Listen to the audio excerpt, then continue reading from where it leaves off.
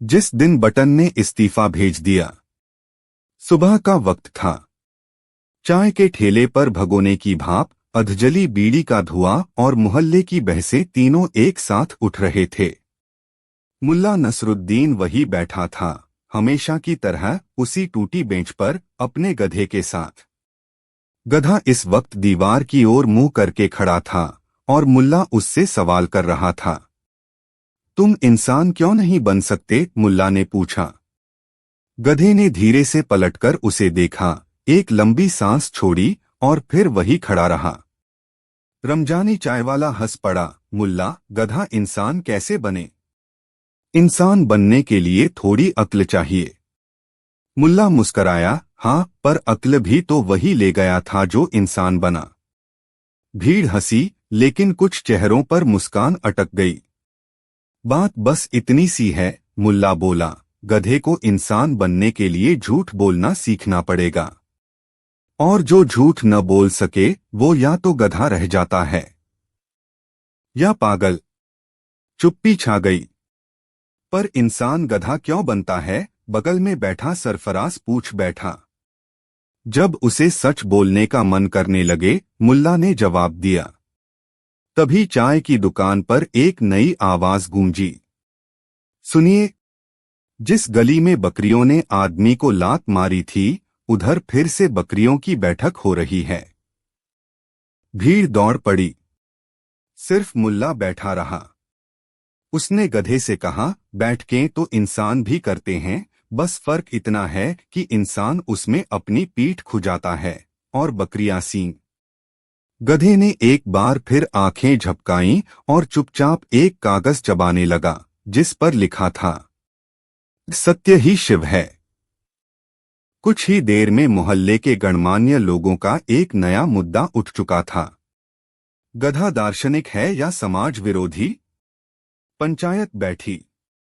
पहला आदमी, गधा कभी जवाब नहीं देता, ये मौन विरोध है। दूसरा, या फिर ये रणनीति है गहरा सोचने की। तीसरा, गधा मुल्ला की साजिश है, वो हम सबका मजाक बना रहा है। मुल्ला ने वहीं से टोका, सच बोलो, तुम्हें गधे से जलन है कि वो खुद से संतुष्ट है? गधा अब मुंह में एक पान मसाला का खाली पाउच दबाए चबा रहा था। किसी ने पूछा, मुल्ला, ये क्या खा रहा है? मुल्ला बोला, स्वाद नहीं ढूंढ रहा, उम्मीद चबा रहा है। शाम को वही गधा तहसील ऑफिस के बाहर खड़ा पाया गया। कारण, किसी ने मुल्ला की शिकायत कर दी थी। शिकायत, मुल्ला गधे से बात करता है। ये सार्वजनिक मनोविकृति है। ऑफिसर ने पूछा, आप इस गधे से क्या संवाद करते हैं? मुल्ला ने जवाब दिया, वो वही सवाल पूछता है जो इंसान पूछने से डरते हैं। जैसे जैसे तुम कौन हो? किसके लिए काम कर रहे हो?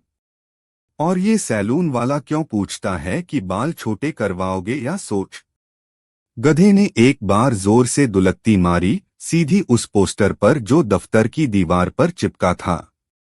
शांति बनाए रखें, हम आपकी सुनते हैं। रात को मोहल्ले में खबर फैली, गधा अब नहीं बोलता, वो देखता है। और जो देखता है वो डराता है। अगली सुबह मुल्ला फिर उसी बेंच पर बैठा था। गधा चुप था, लेकिन उसकी पीठ पर अब एक चिट्ठी टंगी थी। उसमें लिखा था, मैं अब सवाल नहीं उठाऊंगा, मुझे गधा ही रहने दो। कम से कम इंसानों की तरह तो खुद से नफरत नहीं करनी पड़ेगी। मुल्ला ने धीरे से गधे की पीठ थपथपाई और मुस्कुराकर कहा, देखा, तुमने इस्तीफा नहीं दिया, लेकिन बटन ने दे दिया है। भीड़ चुप। तभी कोई बोला, बटन कौन था? मुल्ला बोला, जो हर दिन हमारी चुप्पियों को जोड़े रखता था, क्योंकि चूहा अखबार लेने नहीं गया था। गधे की पीठ पर टंगा इस्तीफा मोहल्ले भर में सनसनी की तरह फैल चुका था। मैं अब सवाल नहीं उठाऊंगा। मुझे गधा ही रहने दो। कम से कम इंसानों की तरह तो खुद से नफरत नहीं करनी पड़ेगी। कुछ लोगों ने पढ़ा और आंखें पोंछ लीं। कुछ ने पढ़ा और हंस दिए, बड़ी नाटकबाजी है मुल्ला की। कुछ ने पढ़ा ही नहीं, क्योंकि पढ़ना कभी उनकी आदत में रहा ही नहीं, चाहे कागज पर लिखा हो या किसी की आंखों में। अगली सुबह चाय की दुकान पर भगोना खाली था। रमजानी नहीं आया। मुल्ला अकेला बैठा था।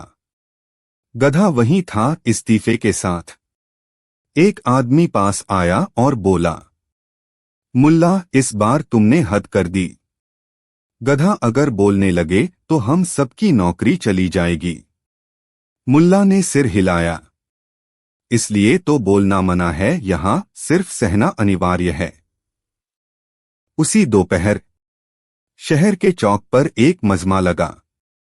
गधे के चारों तरफ लोग। कुछ ने पोस्टर बना लिए थे, हम गधे के साथ हैं, हमें चुप्पी नहीं चाहिए, इंसानों से बेहतर गधा। तभी एक अफसर आया, कड़क मूछें, नीली फाइल और गुस्से से फड़फड़ाती आंखें। यह क्या नाटक है?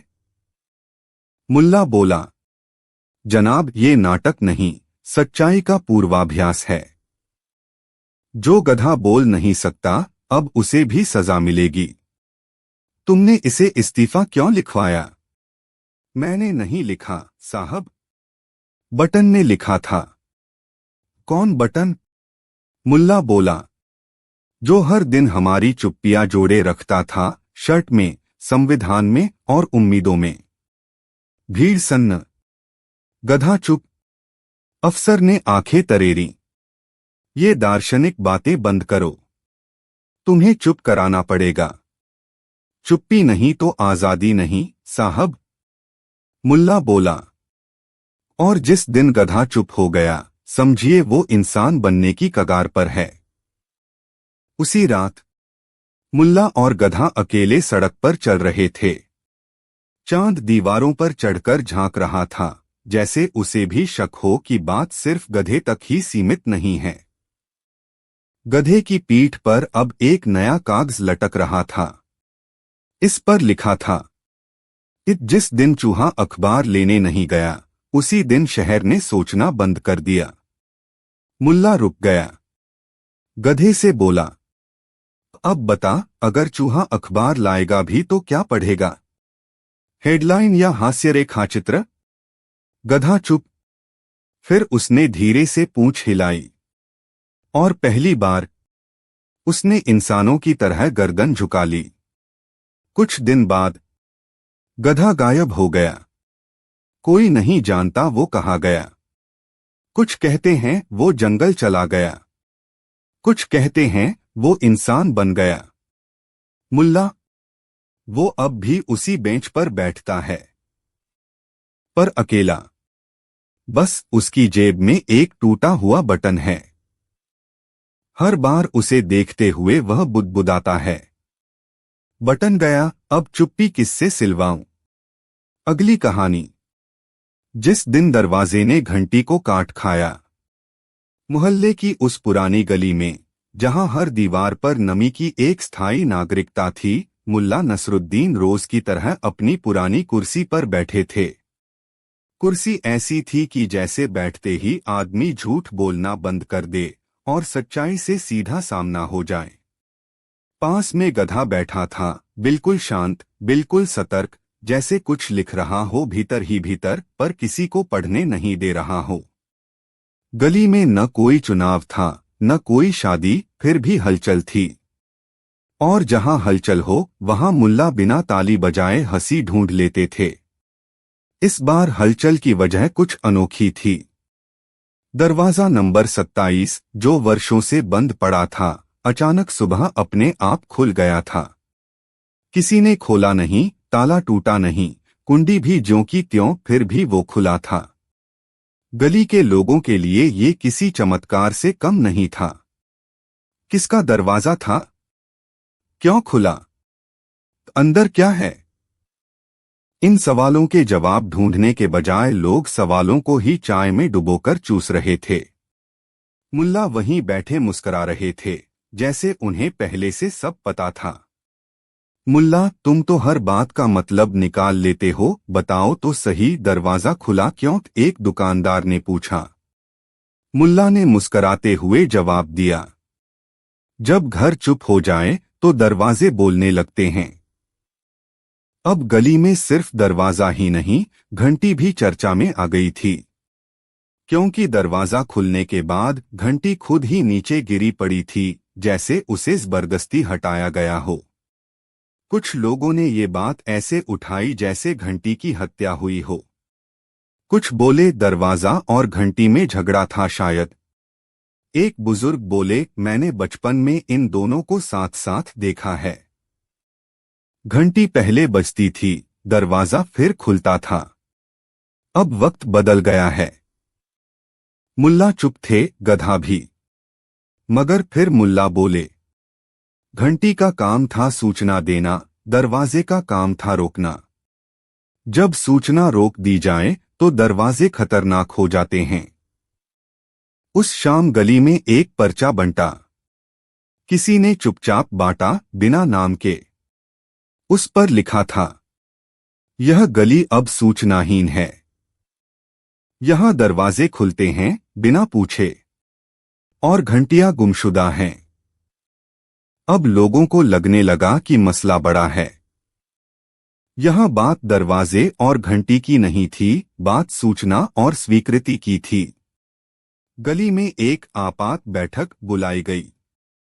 लोग आए, कुछ चौकन्ने, कुछ डरपोक, कुछ अपनी गलतियों को चाय में घोलकर लाए।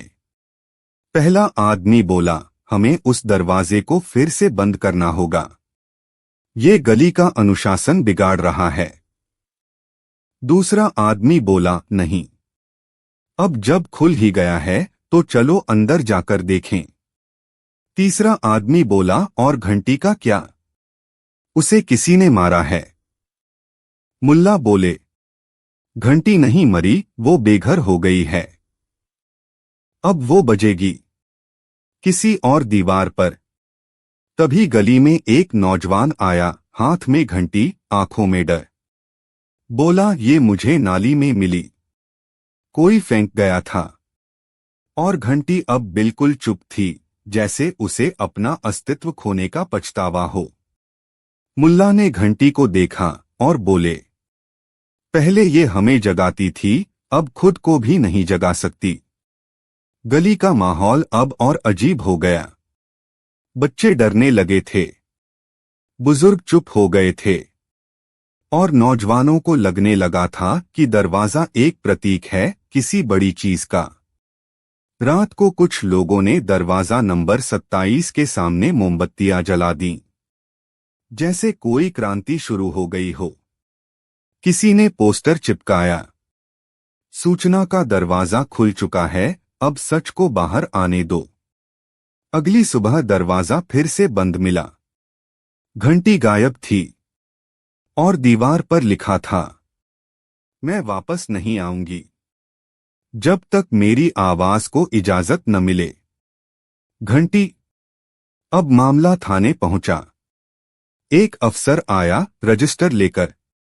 घंटी चोरी हो गई। नहीं सर, वो चली गई। किसके कहने पर? दरवाजे के। वो बोले, कैसे? सांसों से। बकवास बंद करो। मुल्ला वहां खड़े थे, बोले, साहब, ये बकवास नहीं, बयार है। यहां चीजें मुंह से कम और मौन से ज्यादा कहती हैं। अफसर भड़क गया। घंटी कोई नागरिक है क्या जो इस्तीफा दे? मुल्ला मुस्कराए। नागरिक वही होता है जो बच सके, बाकी सब दरवाजे हैं। अब गली दो हिस्सों में बंट गई थी।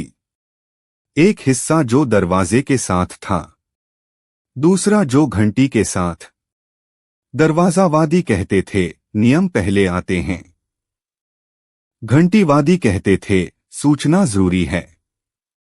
मुल्ला दोनों खेमों के बीच अकेले बैठे थे, गधे के साथ। गधा अब सिर पर घंटी का टूटा हुआ हिस्सा लटकाए घूमता था, जैसे ये उसका मुकुट हो। और फिर एक दिन गधा गायब हो गया। मुल्ला के घर के बाहर एक चिट्ठी मिली।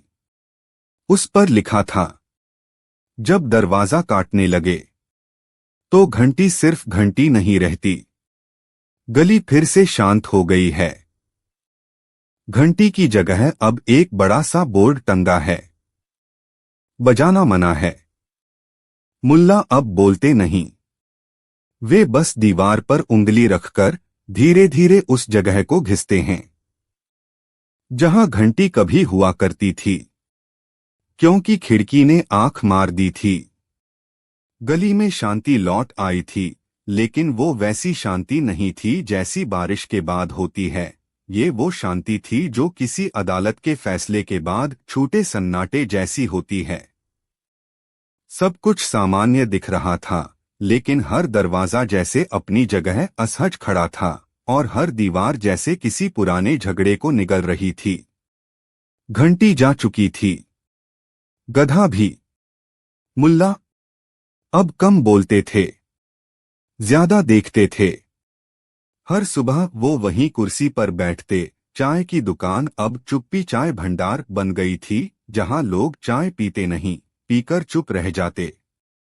एक दिन उसी चाय की दुकान के सामने की एक पुरानी खिड़की, जो बरसों से बंद थी, अचानक आंख मार गई। हाँ, सचमुच। खिड़की की एक पट्टी हल्की सी खिसकी, फिर जैसे किसी अदृश्य मुस्कान से कांप उठी। और फिर दोपहर के उजाले में उसने बाकायदा आंख मारी।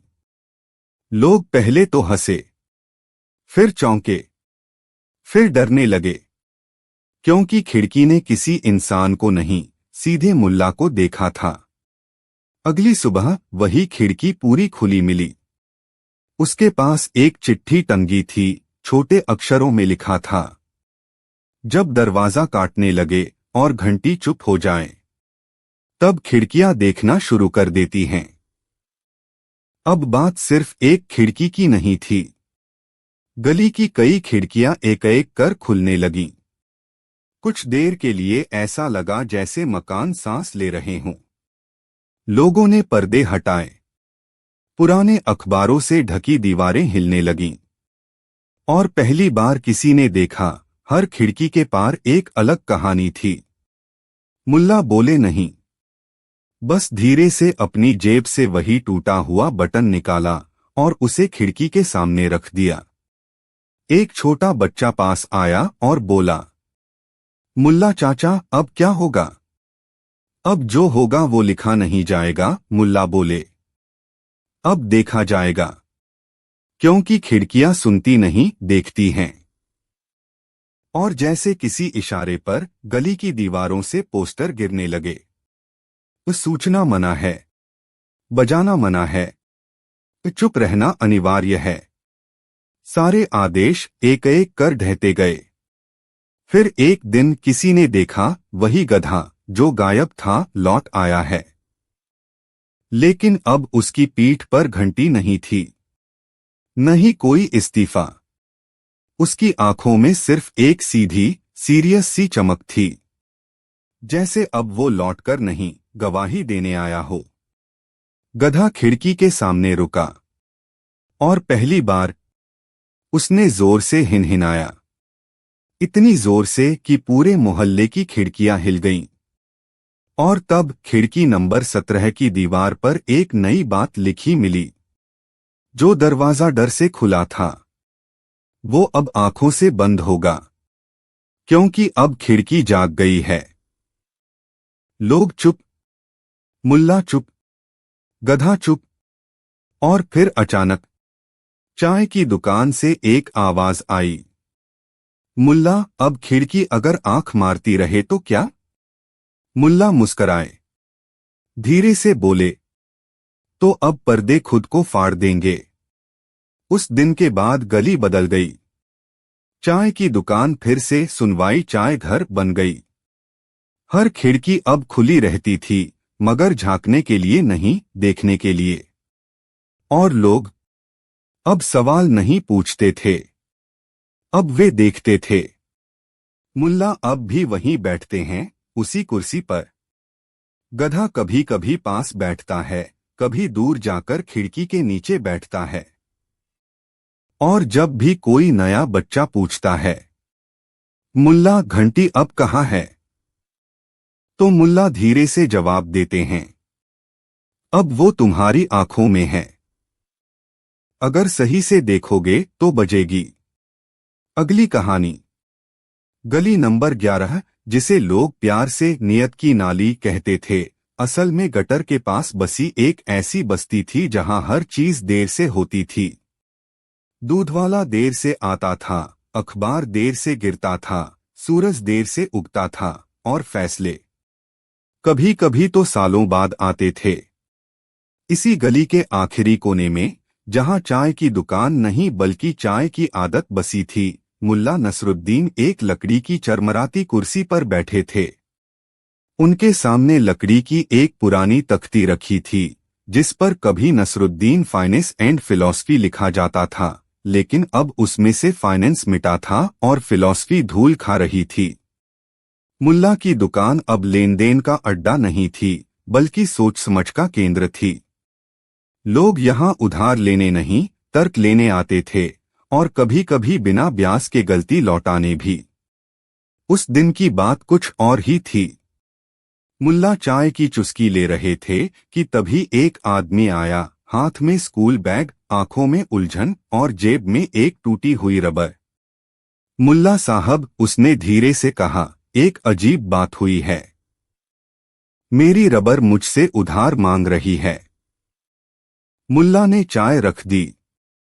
ऐसा नहीं था कि ये पहली बार था जब कोई अजीब बात सुनाई दी हो, लेकिन रबर उधार मांग रही है, ये वाक्य जैसे ब्रह्मांड के सबसे बेतुके तारे ने उनकी ओर आंख मारी हो। क्या बोली रबर? मुल्ला ने गंभीरता से पूछा, जैसे वे किसी बम निरोधक दस्ते के विशेषज्ञ हों। बोली, तू मुझे हर बार घिसता है, मिटाता है, रगड़ता है और खुद सफेद रह जाता है। अब तू कुछ गलती कर, मैं उसे मिटा दूंगी। अब तक चाय की दुकान पर बैठे बाकी लोग भी कान लगाए हुए थे। एक ने खंखारते हुए कहा, ये गलती का बदला मांग रही है रबर। मुल्ला ने मुस्कराते हुए पूछा, और तुमने क्या कहा? आदमी बोला, मैं डर गया, मैंने उसे पेन की पीछे वाली ढक्कन में छुपा दिया।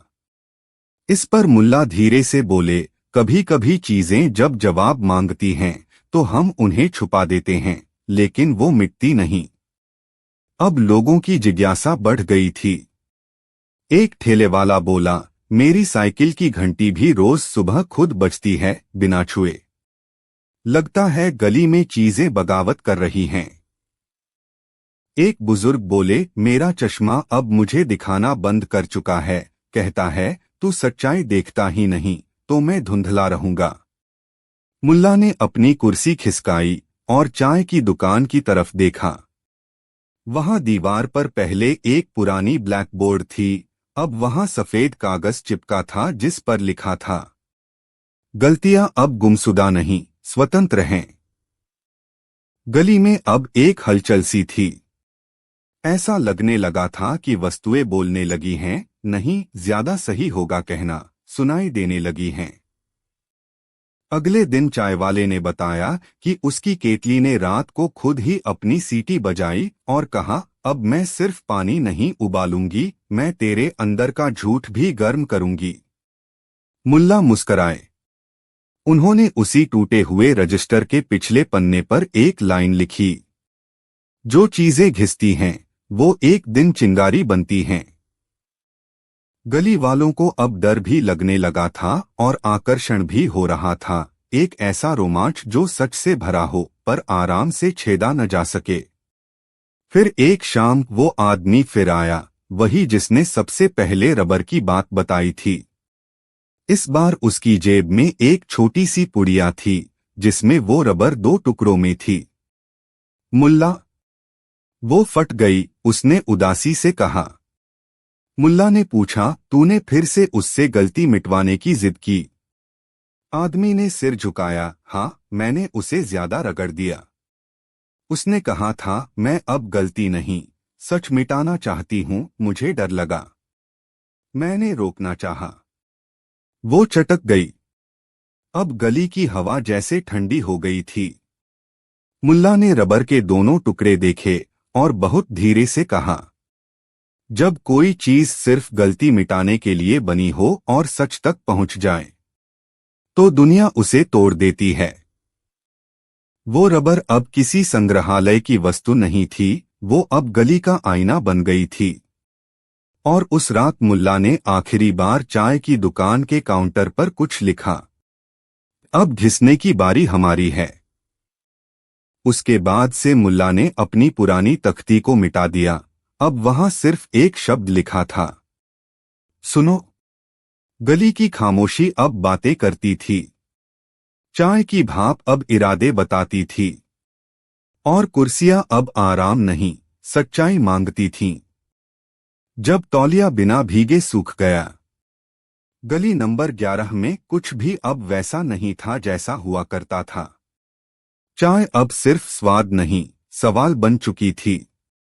दुकानदार रमजानी, जो कभी चाय में शक्कर डालता था, अब उसमें खामोशी घोलता था। उसके ग्राहकों की सूची में अब इंसानों के साथ साथ चीजें भी जुड़ गई थीं, कुर्सियां, रबर के टुकड़े, टूटी हुई घड़ियां और खामोश घड़ियों के कांटे। पर सबसे बड़ी बात यह थी कि अब गलती भी खुलकर चलती थी।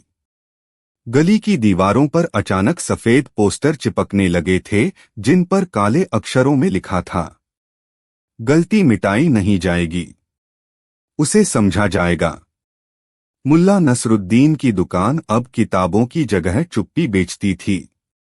वो उसी पुरानी कुर्सी पर बैठे रहते, लेकिन अब उनकी आंखें जैसे हर आवाज को कागज बना देती थीं। और वही गली जहां कभी लोग रबर से अपनी गलतियां छिपाते थे, अब अपनी सच्चाइयों को झोले में भरकर खुली हवा में टांग रहे थे। एक दिन जब सब कुछ बहुत साधारण सा लग रहा था, तभी गली के बीचों बीच एक तौलिया पड़ा मिला, बिल्कुल सूखा। लोगों ने ध्यान नहीं दिया, पर मुल्ला ने उस तौलिए के पास जाकर जमीन को सूंघा। फिर बोले, इस तौलिए की कहानी अब शुरू होती है। लोग हंस पड़े। मुल्ला, तौलिया भी कहानी कहेगा अब? किसी ने मजाक उड़ाया। मुल्ला बोले, सुनाई नहीं देगा तो भी वो पूछेगा। तुम्हारी सोच। अगले 3 दिनों तक गली में अजीब चीजें घटने लगीं। सबसे पहले चाय की दुकान पर जो पुरानी मेज थी, उस पर एक खरोंच दिखी। खरोंच में लिखा था, मैं वो हूं जिसे मिटाया गया, सिर्फ इसलिए क्योंकि मैं याद दिलाती थी। फिर गली के कोने पर लगे आईने ने अपनी परछाई दिखाना बंद कर दिया। और अंत में तौलिया, जो बिना भीगे सूखा था, अचानक रोज सुबह किसी नए इंसान के दरवाजे पर लटका मिलता। पहले दिन वो रमजानी की दुकान के बाहर मिला और दुकान में रखे सारे गिलास गायब थे। गिलासों की जगह एक कागज रखा था, तुमने जो पिलाया वो सच नहीं था। दूसरे दिन तौलिया गली के स्कूल मास्टर के घर के बाहर मिला और उनकी कक्षा की सारी कॉपियां कोरी हो गई थीं। एक नोट पेंसिल से लिखा था, जो बच्चों ने लिखा तुमने समझा नहीं, अब दोबारा लिखवाओ, इस बार खुद से सीखो। तीसरे दिन तौलिया सीधे नालायक कहे जाने वाले लड़के शौकत के दरवाजे पर लटका था और उसकी मां ने देखा शौकत पहली बार किताब पढ़ रहा था। अब गली में सवाल नहीं, सहम थी। ये सिर्फ रबर की बगावत नहीं थी, ये चुप्पी का विद्रोह था। मुल्ला ने एक दिन पूरे मोहल्ले को इकट्ठा किया और तौलिया अपने हाथ में लेकर बोले, देखो, ये तौलिया भी भीगना चाहता था, गलती से नहीं, किसी की सच्चाई पोंछने से। पर कोई उसे इस्तेमाल नहीं करता था, सबने उसे सूखा मान लिया। किसी ने नहीं सोचा कि शायद यह इंतजार कर रहा हो। फिर उन्होंने वो तौलिया हवा में लहराया और कहा, अब हम सब उस तौलिए की तरह हो गए हैं, सूखे हुए मगर भीगने से डरते हुए। हम गलती नहीं करना चाहते, क्योंकि समाज ने हमें सिखाया कि गलती शर्म की बात है। जबकि गलती सीखने की पहली सांस होती है। गली की बूढ़ी अम्मा, जो अब तक सब देखती थी पर कुछ कहती नहीं थी, पहली बार बोली, मुल्ला तो अब क्या होगा? क्या सब खुद को साफ करने लगेंगे? मुल्ला बोले, नहीं अम्मा, अब लोग खुद को गंदा मानना बंद करेंगे। कई दिनों तक गली में सन्नाटा रहा। तौलिया अब रोज किसी नई जगह मिलता। जो लोग दूसरों की आलोचना करते थे, वे अब अपनी खिड़कियां बंद रखने लगे। जो लोग हर गलती को मिटाना चाहते थे, अब गलती को सुनने लगे। रबर अब किसी की जेब में नहीं थी, वो मुल्ला की दुकान की दीवार पर टंगी थी, एक फ्रेम में, और उसके नीचे एक तख्ती लटक रही थी। जो गलती तुमसे बोली नहीं गई, वो सबसे ऊंची सिख बनती है। फिर एक दिन सब कुछ जैसे अचानक बदल गया। गली की सबसे ऊंची छत से एक कागज गिरा, उस पर सिर्फ एक वाक्य लिखा था, अब समझदारी चोरी होने लगी है। अगले दिन गली में अफवाह फैल गई कि स्कूल के मास्टर ने किसी और की बातों को अपने लेक्चर में कहकर तारीफ बटोरी थी। रमजानी ने अपने पुराने चाय वाले नारे, हर चाय में फिलॉसफी है, को पास की दुकान से चुराया था। और शौकत ने अपने छोटे भाई की कविता को स्कूल प्रतियोगिता में सुनाया था। मुल्ला चुप रहे। लेकिन फिर एक दिन उन्होंने दुकान के आगे एक पोस्टर चिपका दिया, अब चोरी सिर्फ चीजों की नहीं, समझ की होने लगी है। लोग बोले, क्या मतलब? मुल्ला बोले, जब रबर ने सिखाया, तब तुमने उसे मिटा दिया। अब वही समझदारी कोई और प्रॉपर्टी बना रहा है। यही है चुराई समझदारी। गली के बच्चों ने सवाल पूछा, क्या समझदारी भी चोरी हो सकती है? मुल्ला बोले, जब तुम किसी की सिख को बिना समझे, दिखावे के लिए दोहराओ, वो चोरी होती है। अब तौलिया नहीं घूम रहा था। वो वापस उसी जगह पड़ा था, जहां पहली बार मिला था। अब वो भीग चुका था। मुल्ला ने उसे उठाया और धीरे से एक बेंच पर फैलाया। फिर सबको बुलाया और बोले, अब फैसला तुम्हारे हाथ में है। गलती को मारोगे या सीखोगे? समझदारी को चुराओगे या खुद कमाओगे? गली के लोग चुप थे। फिर धीरे धीरे सबने अपने अपने कागज निकाले, पुराने, गंदे, मुड़े हुए, और उस तौलिए से पोंछने लगे। और कुछ पल बाद गली में पहली बार ऐसा लगा जैसे हर किसी की आंखें साफ हो गई हों। समाप्त। सिख। गलती कोई दाग नहीं, एक पहला अध्याय होती है। रबर से मिटाई गई सिख दोहराई नहीं जाती, और जो समझदारी चुराई जाती है, वो कब गिरती है, कोई नहीं जानता। और मुल्ला, वो अब भी वहीं बैठे हैं। कभी कभी तौलिया हाथ में लेकर हवा में लहराते हैं। और अगर आप ध्यान से देखो, तो वो तौलिया भी अब मुस्कराता है। अगली कहानी। जिस दिन खड़ाऊ ने रास्ता बदल लिया। गली नंबर 17 की सुबह हमेशा एक ही आवाज से खुलती थी, बिल्लियों के झगड़े, सड़कों पर गिरती बाल्टियां, और कहीं दूर किसी रेडियो से आती हवा महल की झलकियां। लेकिन उस सुबह कुछ अलग था। नहीं सूरज अलग नहीं उगा था, और न ही चाय का स्वाद बदला था। बदला था तो बस एक आदमी, और वो आदमी था मुल्ला नसरुद्दीन। आज उन्होंने जूते नहीं पहने थे, नहीं पैर में चप्पल भी नहीं थे। सिर्फ खड़ाऊ, लकड़ी की खड़ाऊ, जिनमें आवाज होती है, और जो हर कदम पर आपके होने का ऐलान करती है। खड़ाऊ, आप? रमजानी चाय वाले ने पूछा। हूँ, मुल्ला ने चाय का घूंट लेते हुए कहा। खड़ाऊ कोई विकल्प नहीं, बयान है। किसका? रास्ते का। अब बात फैलनी शुरू हो गई। पहले चाय की दुकान पर, फिर मस्जिद के बाहर, फिर मोहल्ले के कोने कोने तक। लोग कहने लगे, मुल्ला अब रास्ते नहीं चलते, रास्ते अब मुल्ला पर चलते हैं। लेकिन यह बात शुरू कहाँ से हुई? 2 दिन पहले की बात है। मुल्ला मोहल्ले के बच्चों को बता रहे थे कि जिंदगी एक चौराहा है जहां चारों दिशाओं में जाना सही हो सकता है, लेकिन तुम हर बार चौथी दिशा में जाना क्यों टालते हो? क्योंकि वहां कूड़ा है, एक बच्चा बोला। तो क्या कूड़े में रास्ता नहीं होता? मुल्ला ने पूछा। बच्चों ने सिर हिलाया।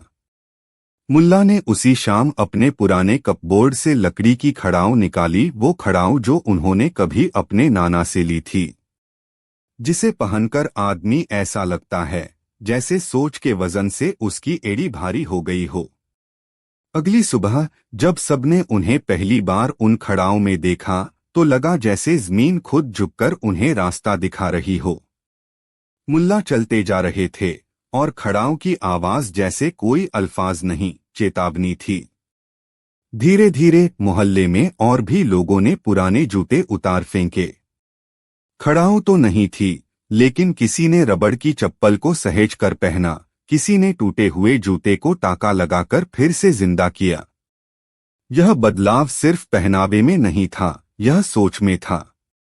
तभी गली नंबर 12 का वही बूढ़ा हबीब आया जो हर चीज को बर्बादी कहकर पुकारता था। मुल्ला, खड़ाऊ पहनने से दुनिया नहीं बदलेगी। न हबीब भाई, मुल्ला बोले, लेकिन खड़ाऊ में चलने से ये तय हो जाता है कि आप जमीन से जुड़े हैं। जूतों में हम कभी कभी हवा में चलने लगते हैं। उस रात मोहल्ले में अफवाह फैली कि खड़ाऊ खुद चलने लगी है। किसी ने देखा कि वो रात के 2 बजे मुल्ला के आंगन से बाहर निकली और गली के कोने तक जाकर रुक गई। रात में जब एक चोर आया और खड़ाऊ पर पैर रखने ही वाला था तो खड़ाऊ ने खुद को थोड़ा सा सरका लिया। चोर गिर पड़ा। लोगों ने अगली सुबह वहां खून की बूंदें देखीं और खड़ाऊ पर कोई दाग नहीं था। अब तो लोगों का विश्वास और बढ़ गया। ये खड़ाऊ अब पहनी नहीं जाती, रमजानी बोला, ये अब चुनती है कि किसे चलाना है। एक दिन की बात है, मुल्ला रास्ते पर चल रहे थे। एक आदमी दौड़ता हुआ आया, उसका नाम मसीह था। कोई बड़ा आदमी नहीं, पर मोहल्ले में उसकी झूठी बातों के लिए मशहूर। मुल्ला, मेरी बीवी मुझसे बात नहीं कर रही, आप मेरी मदद करो। तुमने गलती की? मुल्ला ने पूछा। नहीं। तो यहीं खड़े रहो। मुल्ला ने अपनी खड़ाऊ उतारी और कहा, अब ये तय करेंगी तुम कहाँ जाओगे। मसीह पहले हंसा, फिर डरा और फिर मान गया। खड़ाऊ धीरे धीरे चली, पहले गली की तरफ, फिर मस्जिद की तरफ, फिर सीधा पानी के नल की ओर जहां उसकी बीवी एक घड़ा भर रही थी। खड़ाऊ वहीं रुक गई। मुल्ला दूर खड़े मुस्कराए, गलती जहां होती है खड़ाऊ वहां पहुंचती है। अब लोग खड़ाऊ को पवित्र मानने लगे। एक महिला ने अपने बेटे का नाम ही खड़ाऊ रख दिया ताकि जिंदगी में ये सीधा चले। पर हर चीज की एक सीमा होती है। एक दिन खड़ाऊ ने एक मोड़ पर चलना बंद कर दिया। मुल्ला रुक गए। क्या हुआ? एक युवक ने पूछा। रास्ता बदल गया है, मुल्ला बोले। कैसे? रास्ता अब वही नहीं रहा जो पहले था। ये अब लोगों की नजर में साफ है, पर मकसद में गंदा। और फिर उस शाम खड़ाऊ खुद ही बगल की गली में मुड़ गई, उस गली में जो कभी बंधी हुई थी, जहां गटर खुला रहता था और कोई आना पसंद नहीं करता था। मुल्ला ने खड़ाऊ को देखा, फिर चुपचाप उनके पीछे चल दिए। अब लोग परेशान होने लगे। मुल्ला, वो गली तो। हाँ, मुल्ला बोले, पर अब शायद रास्ता वहीं से निकलेगा। और यहीं से कहानी एक अजीब मोड़ पर पहुंच गई, क्योंकि उस गली में खड़ाऊ रुक गईं और पहली बार उन्होंने कोई आवाज नहीं की। बस एक खामोशी में डूबी लकड़ी की उपस्थिति, जैसे कोई फैसला ले लिया गया हो पर बताया न गया हो। और फिर, क्योंकि दरवाजे ने कुंडी से बदला ले लिया।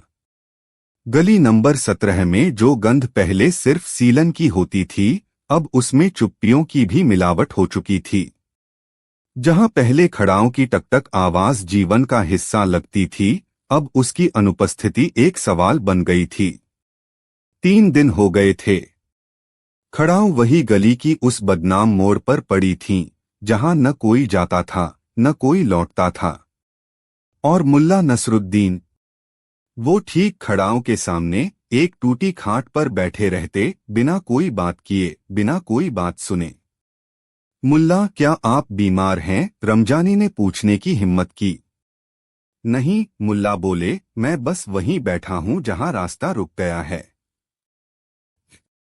अब धीरे धीरे सबने मान लिया था कि गली के उस छोर पर कुछ ऐसा घटा है जो समझ से बाहर है।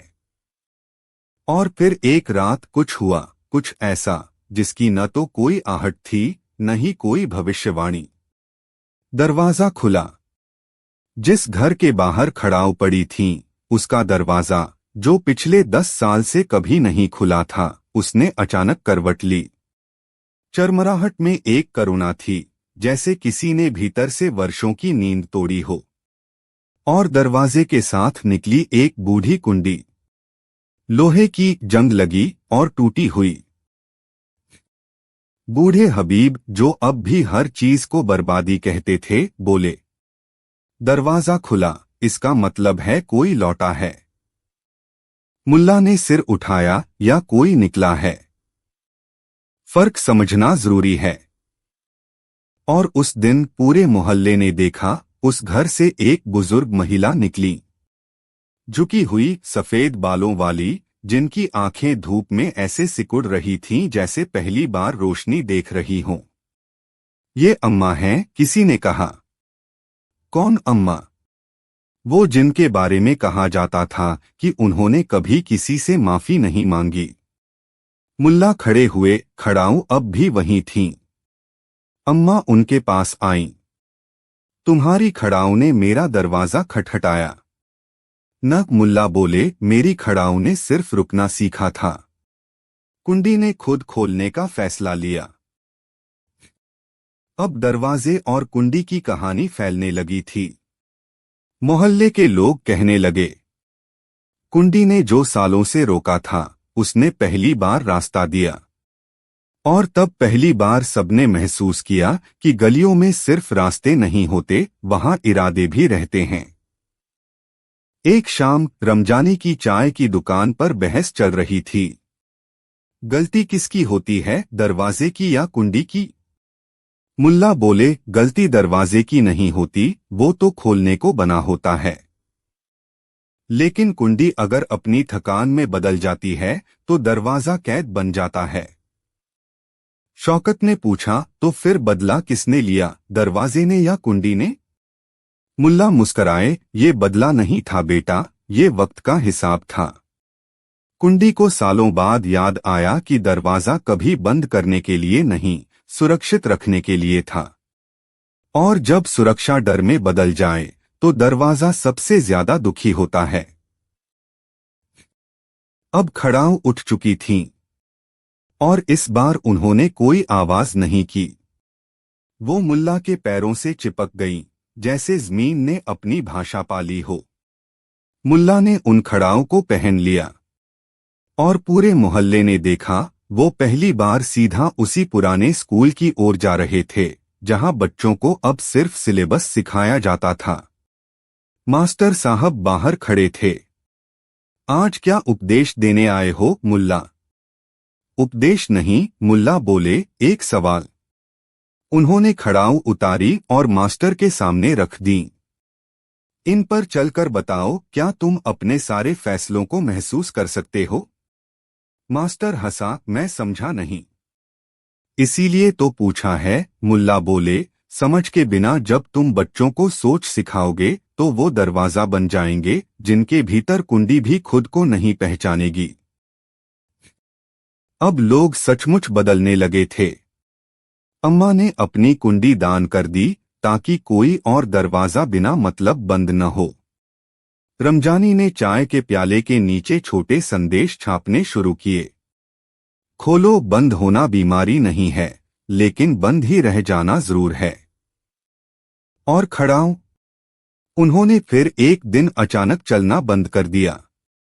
इस बार वो पुराने चौक पर जाकर ठहर गईं, जहां पहले हर बात हंसी में उड़ाई जाती थी। मुल्ला वहां पहुंचे। लोग इकट्ठा हुए। अब क्या मुल्ला, किसी ने पूछा। मुल्ला बोले, अब खड़ाऊ चलेंगी नहीं, अब वो सुनेंगी। क्या? हर वो बात जो कभी कुंडी के भीतर दबा दी गई थी। एक लंबा सन्नाटा फैला। फिर हवा चली और चौक के बीचों बीच एक पुराना पिटारा खुला। उसमें सिर्फ एक रजिस्टर था। पन्नों पर कुछ नहीं लिखा था, सिर्फ छेद थे, जैसे किसी ने शब्दों को चुरा लिया हो। मुल्ला ने रजिस्टर उठाया और कहा, अब वो समय है जब हम उन शब्दों को ढूंढें जो कभी दरवाजों के पीछे छूट गए थे। अब वो समय है जब कुंडियों की याददाश्त लौटे। समाप्त। अगली कहानी। जिस दिन दीवार ने पर्दा ओढ़ लिया। गली नंबर 36 का चौक कोई ऐतिहासिक नहीं था। न वहां कोई लड़ाई लड़ी गई थी, न किसी राजा की मूर्ति थी, न कोई क्रांतिकारी घोषणा। वहां सिर्फ एक पुरानी दीवार थी, फीकी, उखड़ी हुई पलस्तर वाली, जिस पर मोहल्ले के लड़के क्रिकेट खेलते खेलते गेंद मारते थे, लड़कियां लुकाछुपी में छिपती थीं, और बूढ़े लोग उसके साए में बैठे बिस्कुट चबाते थे। मगर एक सुबह उस दीवार ने पर्दा ओढ़ लिया। हाँ, सचमुच का पर्दा।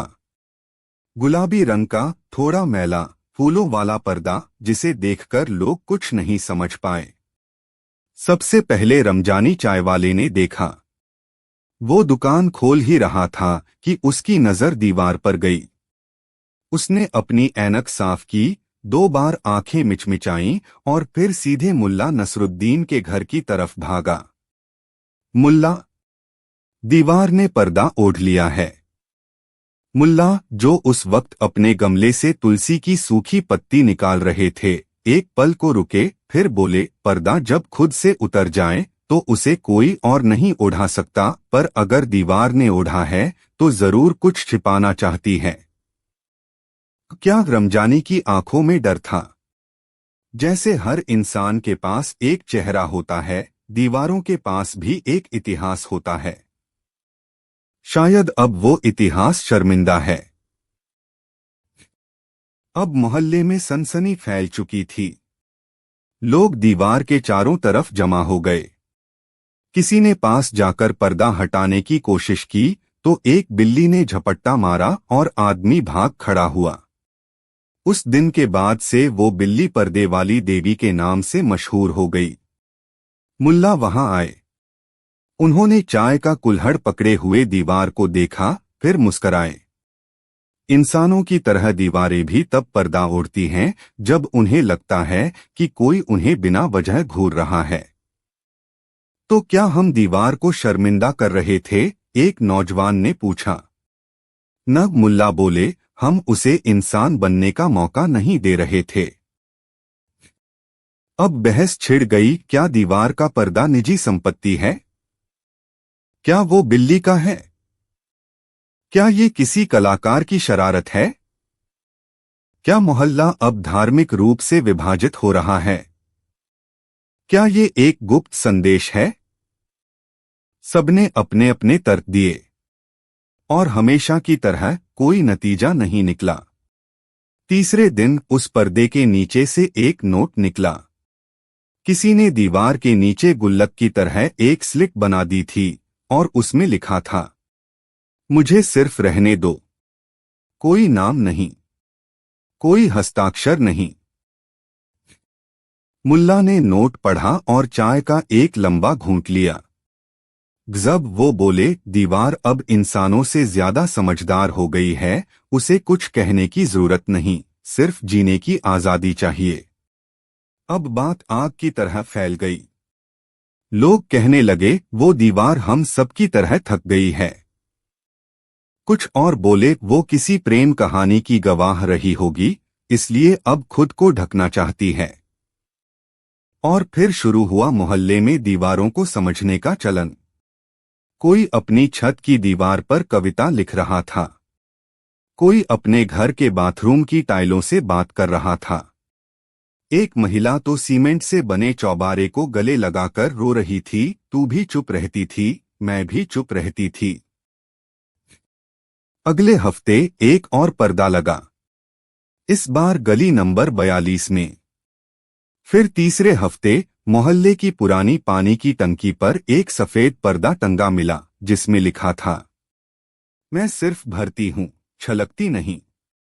अब ये सिर्फ पर्दों का मामला नहीं रहा, ये सोच का आंदोलन बन चुका था।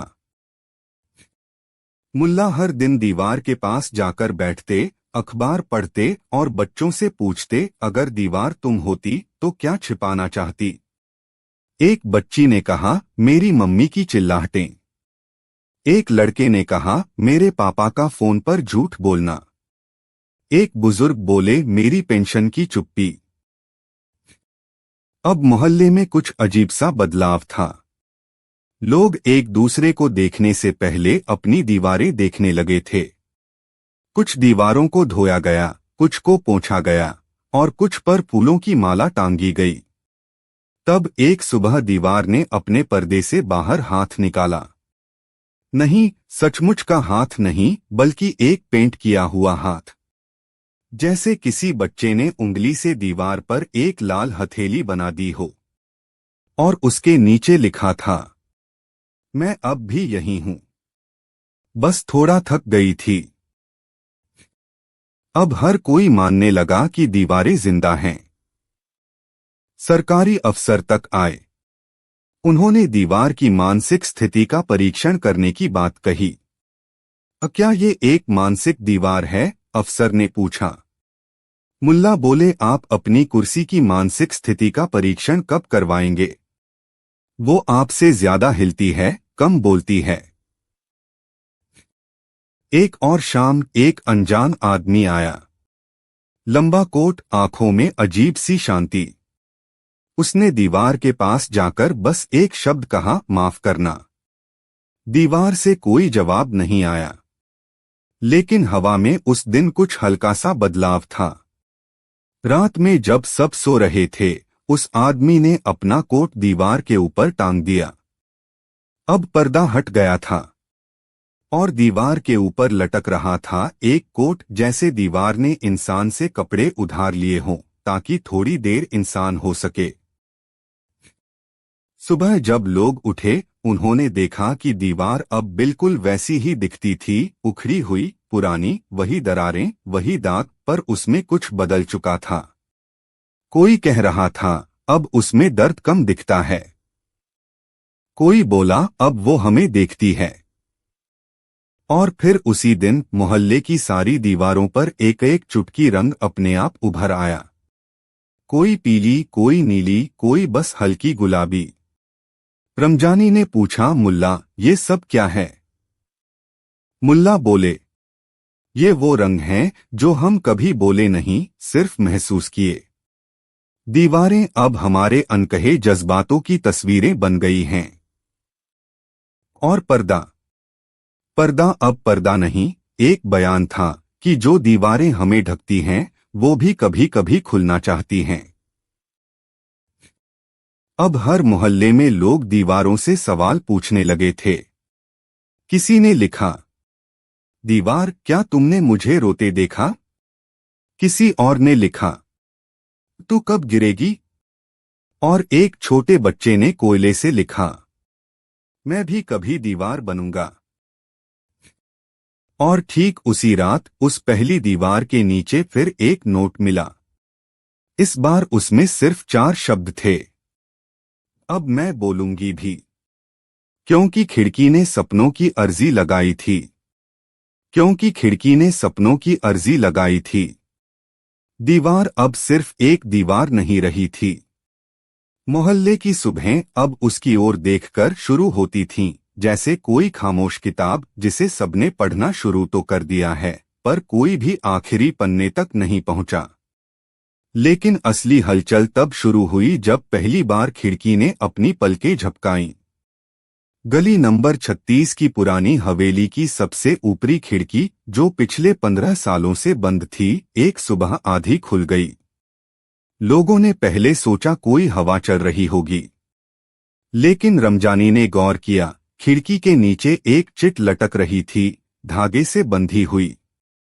उस पर बच्चों जैसी हैंडराइटिंग में लिखा था, मैं अब बाहर देखना चाहती हूं। अब खिड़की भी सवाल पूछ रही थी। मुल्ला नसरुद्दीन को ये देखकर कोई हैरानी नहीं हुई। दीवार जब चुप्पी तोड़ सकती है, उन्होंने कहा, तो खिड़की भी सपना देख सकती है। मोहल्ले में यह बहस फिर छिड़ गई। तो क्या सपनों की भी कोई अर्जी लगती है? किसके पास जमा होगी? क्या कोई अफसर सपनों पर मोहर लगाता है? अगले दिन उसी खिड़की से एक और चिट निकली। मुझे ये दिखा दो कि दुनिया अब भी रंगीन है, तभी मैं पूरी तरह खुलूंगी। अब ये बच्चों का खेल नहीं रह गया था। रंग कौन लाए? किस रंग से भरोसा पेंट किया जाए? मुल्ला ने बच्चों को बुलाया। कहा, जो रंग तुमने कभी किसी किताब में नहीं देखा वो बनाओ और खिड़की को भेजो। बच्चों ने एक पेंटिंग बनाई, लाल बादल, हरे आसमान और नीले चांद वाला। मुल्ला ने कहा, सपनों को सच करने के लिए तर्क की जरूरत नहीं, रंगों की आजादी चाहिए। अब रोज खिड़की से एक नई चिट गिरती। नीचे कितनी हंसी है। क्या कोई अब भी चिट्ठियां लिखता है? मैं गिर जाऊं तो क्या तुम मुझे पकड़ लोगे? हर सवाल जैसे इंसानों से ज्यादा सच्चा लगता था। एक दिन खिड़की से एक अलग चिट आई। इस बार उस पर लिखा था, मुझे खुलने में डर लग रहा है, क्योंकि अगर बाहर अंधेरा हुआ तो मैं क्या करूंगी? अब पूरा मोहल्ला खामोश हो गया। और तब पहली बार किसी ने खिड़की को जवाब भेजा। बूढ़ी शायर फातिमा बी ने एक कागज पर लिखा, अगर बाहर अंधेरा हो तो तुम मत देखना, बस खुली रहना। कभी कभी किसी की रोशनी तुम्हारे अंदर आनी होती है। खिड़की आधी से पूरी खुल गई। लोगों ने नीचे खड़े होकर ताली बजाई, कोई कविता पढ़ने लगा, कोई बांसुरी बजाने लगा। और उसी रात खिड़की से एक नीला रिबन हवा में उड़ता दिखा, जैसे सपनों को मंजूरी मिल गई हो। अब सवाल ये था, क्या ये खिड़की अकेली थी? शहर भर की बंद खिड़कियां धीरे धीरे खुलने लगीं। कहीं से पुरानी खिलौनों की खुशबू आई, कहीं से अधूरी किताबों की कहानियां, कहीं से सिर्फ एक पर्दा जो हौले से हवा में लहराया। किसी ने लिखा, हमने सपनों की अर्जी कभी लगाई ही नहीं थी, अब लगाएंगे। फिर एक दिन शहर के बीचों बीच की सबसे पुरानी इमारत, जहां कभी नगरपालिका हुआ करती थी, उसकी खिड़की टूटी। नहीं, हवा से नहीं, भीतर से किसी ने उसे तोड़ा था। और उस खिड़की से एक हाथ निकला, मुट्ठी में कुछ थामे हुए। जब मुट्ठी खुली, उसमें सिर्फ एक छोटा सा आईना था। नीचे लिखा था, ताकि तुम मुझे बाहर मत देखो, पहले खुद को देखो। मुल्ला नसरुद्दीन को लोगों ने घेर लिया। अब ये क्या है? अब खिड़कियां आत्मा बन गई हैं? अब कौन सी अर्जी लगाई जाएगी? मुल्ला मुस्कराए, बोले, अब जो लगनी बाकी है वो आखिरी अर्जी है। कौन सी? उन्होंने एक सफेद कागज उठाया, लिखा, मैं अब चुप नहीं रहूंगी। और लिखा, खिड़की। उस रात शहर भर की खिड़कियां एक साथ खुलीं। कोई आवाज नहीं हुई, कोई पटाखा नहीं फूटा, कोई ध्वनि नहीं गूंजी। बस हर खिड़की के सामने कोई न कोई इंसान खड़ा था। किसी की आंखों में आंसू, किसी के चेहरे पर हंसी, किसी की उंगलियों में कामपता सिगरेट और किसी की हथेली में पुरानी अर्जी, जिसे कभी दिया ही नहीं गया था। अब शहर बदला नहीं था, पर जाग गया था। कोई कह रहा था, अब दीवारें छुपाती नहीं, सुनती हैं। कोई कह रहा था, अब खिड़कियां सिर्फ हवा नहीं, भरोसा भी लाती हैं। और रमजानी ने अपने चाय के कुल्हड़ पर एक नया स्लोगन छापा, खुली खिड़की वो नहीं होती जो दिखती है, वो होती है जो सुनती है। और अंत में गली नंबर 36 की पहली खिड़की, जिसने सारी शुरुआत की थी, उसने अपना आखिरी चिट नीचे गिराया। इस पर सिर्फ लिखा था, अब मैं सपनों की जगह बन गई हूं। और नीचे एक धुंधली पेंसिल से जोड़कर लिखा था, अब किसी दरवाजे की बारी है। समाप्त। जब टमाटर ने कान में बाली पहन ली। गली नंबर 14 की सब्जी मंडी हमेशा से एक जीवंत जगह थी, न शांति वहां की किस्मत में थी, न खालीपन। हर सब्जी किसी युद्ध के मैदान में घसीटी जा रही कैदी जैसी लगती, और हर ग्राहक किसी न्यायाधीश की तरह भाव तौल रहा होता। लेकिन उस बुधवार कुछ ऐसा हुआ जिसने गली की नींद हिला दी। मुल्ला नसरुद्दीन उस दिन जरा देर से पहुंचे थे। उन्होंने अपना गमछा मोड़ा, कंधे पर डाला और लहसुन के ढेर के पास जाकर बैठे। क्या माजरा है आज? उन्होंने पूछा। एक सब्जी वाले ने फुसफुसाकर कहा, मुल्ला, टमाटर ने आज कान में बाली पहन ली है।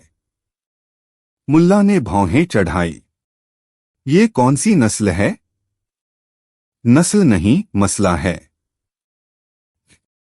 अब ये मसला क्या था, यही समझना सबके बस का नहीं था। गली की पुरानी महिला सब्जी वाली, जिसे सब काकी कहते थे, ने सबसे पहले देखा था। मैंने जैसे ही टोकरा उठाया, टमाटर मुझे घूर रहा था और उसके दाहिने गाल में चमचमाती बाली टंकी थी, ऐसी जैसी मेरी भतीजी की शादी में पहनाई गई थी। किसी ने मजाक में कहा, शायद टमाटर अब शादी करना चाहता है। काकी ने तुनक्कर कहा, तुम्हें मजाक सूझ रहा है। सब्जियां बगावत पर उतर आई हैं। अब बात पूरे मोहल्ले में फैल चुकी थी। मटर बेचने वाले लल्लन ने दावा किया कि उसने भी कल एक भिंडी को आंख मारते देखा था। बैंगन वाले शरीफन ने कहा, मेरी तो बैंगन अब बेलने नहीं देती। कहती हैं, अब हम अपने स्वरूप को लेकर सजग हैं। अब सब्जियां कोई घरेलू चीज नहीं रहीं, वे आत्मसजग, आत्मनिर्भर और आत्ममूल्यांकन के दौर में प्रवेश कर चुकी थीं। मुल्ला नसरुद्दीन ने पूरे घटनाक्रम को सुनने के बाद अपनी चाय का आखिरी घूंट लिया और बोले, हर क्रांति पहले खुद को टमाटर समझती है और फिर बाली पहन लेती है। सब लोग चुप। मतलब? लल्लन ने पूछा। मतलब ये कि जब चीजें अपनी परिभाषा खुद तय करने लगें, तो वे तुम्हारी थाली में नहीं, तुम्हारे आईने में बैठने लगती हैं। उस शाम मुल्ला ने एक प्रयोग किया। उन्होंने 5 सब्जियां खरीदीं, 1 बैंगन, 2 टमाटर, 1 आलू और 1 मूली। फिर उन्हें एक गोल मेज पर रख दिया और सामने एक आईना टिका दिया। बैंगन ने कुछ नहीं कहा। टमाटर थोड़ी देर तक देखता रहा, फिर खुद से फिसलकर दूर जा गिरा। आलू धीरे धीरे रेंगकर आईने की ओर बढ़ा और जैसे ही उसके पास पहुंचा, मुरझा गया। मूली ने सीधे आईने की ओर थूका। अब ये प्रयोग पूरे मोहल्ले में चर्चा का विषय बन गया। लोग पूछने लगे, क्या हमारी सब्जियां हमसे नफरत करने लगी हैं? क्या अब वो हमारा खाना बनने से मना कर देंगी? क्या ये सब्जियों का सामाजिक पुनर्जागरण है? फिर एक रात गली की पुरानी पान की दुकान के पीछे एक गुप्त सभा हुई। मुल्ला वहां मौजूद थे। वहां 50 सब्जी वाले थे, कुछ चुने हुए ग्राहक और एक कद्दू जो अब भाषण देता था। कद्दू ने कहा, अब समय आ गया है कि हम सब्जियों को उनके मौलिक अधिकार दें। लोग हक्के बक्के। कद्दू जारी रहा, हम हर दिन कटते हैं, उबाले जाते हैं, मसालों में घुटते हैं, और अब हमें ये भी सुनना पड़ता है, तेरा स्वाद चला गया है। कब तक सहेंगे? किसी ने सवाल उठाया, तो तुम क्या चाहते हो? टमाटर खड़ा हुआ, अब वो कानों में 2 बाली पहन चुका था। उसने कहा, हमें वो पहचान चाहिए जो सिर्फ चटनी में खत्म न होती हो। हमें भी अखबारों में जगह चाहिए, न कि सिर्फ सड़े हुए हिस्से में। बैंगन ने कहा, हम अब संडास के डिब्बे में नहीं जाएंगे। हमें भी गैलरी में रखा जाए, सम्मान से। मुल्ला मुस्कराए। तो क्या अब सब्जियां भी इंसानों जैसी बनना चाहती हैं? नहीं, टमाटर बोला, हम सिर्फ वो नहीं बनना चाहते जो इंसान बना देता है। हम खुद तय करना चाहते हैं कि हम क्या बने। जैसे? मुल्ला ने पूछा। जैसे? टमाटर कुछ देर रुका, जैसे शायद कभी गवाही। अब ये बात गहराई तक उतर गई। सब्जियों को अब खाने से पहले सहमति फॉर्म देना पड़ रहा था। मक्खन में भिंडी तलने से पहले लोग पूछते, तुम्हें दर्द होगा? बाजार में एक नया स्टॉल खुल गया था, साक्षर सब्जियां आपकी सहमति से कटेंगी। रमजानी चाय वाले ने मुल्ला से पूछा, अब क्या बचेगा खाने को? मुल्ला बोले, अगर सब्जियां चुप हो गईं, तो इंसान खुद उबल जाएगा। मतलब? रमजानी ने पूछा। मतलब ये कि जब हर चीज तुम्हारे खिलाफ बोलने लगे, तो शायद तुम ही उनके खिलाफ रहे हो, चुपचाप। और ठीक उस दिन एक चाय के कप के हैंडल में एक छोटी सी अंगूठी मिली। उस पर खुदा था, अब मेरी उंगली भी थक गई है। अब कौन किससे क्या पूछे? शहर भर में आंदोलन की तरह सब्जियां गोलगप्पा पार्टी बना रही थीं। सब्जियां खुद फैसला कर रही थीं कि किस सब्जी को किस दिन किस रस्म में पकाना है। एक मूली ने शादी से इनकार कर दिया। एक भिंडी ने उपन्यास लिखना शुरू किया, शीर्षक था, मैं लहसुन नहीं हूं। अब शहर में कोई किसी सब्जी को बेचारी नहीं कहता। अब आलू को आलसी कहना सामाजिक अपराध माना जाता है। और टमाटर? वो अब कानों में बाली के साथ बाजार के बीचों बीच बैठता है और जो भी ग्राहक आता है उससे एक ही सवाल पूछता है, तुम मुझे क्यों खाना चाहते हो? अब वो ग्राहक कभी जवाब नहीं दे पाता, क्योंकि प्याज अब अपनी परतें नहीं खोलता था। गली नंबर 14 की सुबहें अब बदली थीं। टमाटर कान में बाली पहनकर अपने विचार रखने लगा था, मूली लेखिका बन चुकी थी और बैंगन खुद को सांस्कृतिक आलोचक कहता था। लेकिन जो सबसे रहस्यमय हो गया था, वो था प्याज। प्याज न कुछ बोलता, न किसी सभा में आता, न किसी पैनल चर्चा में बैठता। वह बस वहां होता, अपनी परतों में लिपटा, अपनी गंध में खोया। लोग कहते, प्याज अब भावुक नहीं रहा। कभी जो कटते ही आंसू निकाल देता था, अब वह चुप था। एकदम गूंगा, लेकिन कुछ ऐसा छुपाए हुए जिसे कोई भेद नहीं पा रहा था। एक दिन रमजानी की चाय की दुकान पर मुल्ला नसरुद्दीन ने प्याज को सामने रखकर कहा, भाई, सबने अपनी बात कह दी, तू ही रह गया। प्याज कुछ नहीं बोला। मुल्ला मुस्कराए, अगर तू खामोश है तो समझना चाहिए कि तू कुछ बड़ा सोच रहा है। रात को वही हुआ जिसका डर था। सब्जियां गायब हो गईं। पूरा बाजार खाली। टोकरे पड़े थे, तराजू लटक रहे थे, लहसुन की माला अधूरी थी, पर न आलू था, न बैंगन, न टमाटर। और प्याज? उसका तो कोई अतापता ही नहीं। चाय की दुकान, जो कभी बहसों का अखाड़ा थी, अब सवालों की तहखाना बन गई थी। सब्जियां कहाँ गईं? क्या उन्होंने पलायन कर लिया? और क्या प्याज ही नेता था? मुल्ला चुपचाप बैठे रहे। उन्होंने बस इतना कहा, जब खाने की चीजें सोचने लगती हैं, तो खाने वालों को सोच में पड़ जाना चाहिए। 3 दिन बाद नगर भवन की दीवार पर एक बड़ी चिट चिपकी मिली। पुराने पंखे के नीचे, जो अब भी घूमता नहीं था। चिट पर प्याज की टेढ़ी मेढ़ी हैंडराइटिंग में लिखा था, हमने अपनी परतें नहीं खोली, क्योंकि हर बार खोलते ही कोई हमें चखता था, आंसू बहाता था, फिर भूल जाता था। इस बार हमने खुद को बचाया। अब हम बस उन्हीं के लिए खुलेंगे जो हमें समझना चाहें, खाना नहीं। शहर में हड़कंप मच गया। आलू वाले लल्लन ने कहा, अब हमें क्या खाना है? ज्ञान। बैंगन वाले शरीफन ने कहा, मुझे तो अब अपने पेशे पर ही शक होने लगा है। इसी बीच मुल्ला ने एक अजीब काम किया। उन्होंने सारे टोकरे खाली करवाए, सब्जी की दुकानों की जगह पर आईने लगवाए। हर ग्राहक अब वहां जाकर पहले खुद को देखता था, फिर पूछता, मेरे खाने का हक है या जरूरत? कुछ लोग चिढ़ गए, अब आईना क्या सब्जी देगा? मुल्ला बोले, अब सब्जी नहीं, समझदारी देनी है।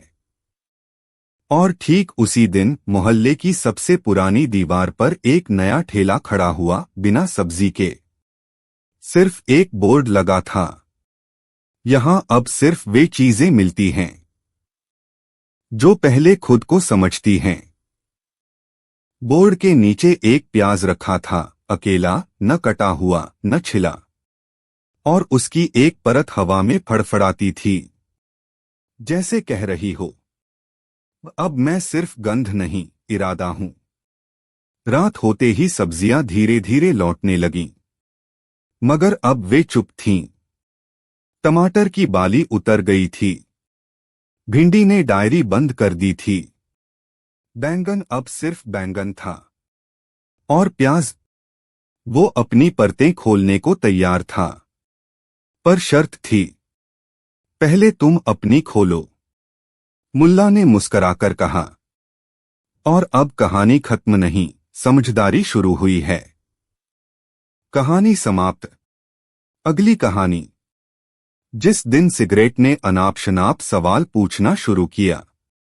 सुबह का सूरज तब तक मोहल्ले की गलियों में दस्तक नहीं देता जब तक रमजान की मस्जिद की नादिरा चायवाली अपनी ताज़ी अदरक वाली चाय का पहला कुल्हड़ नहीं परोस देती।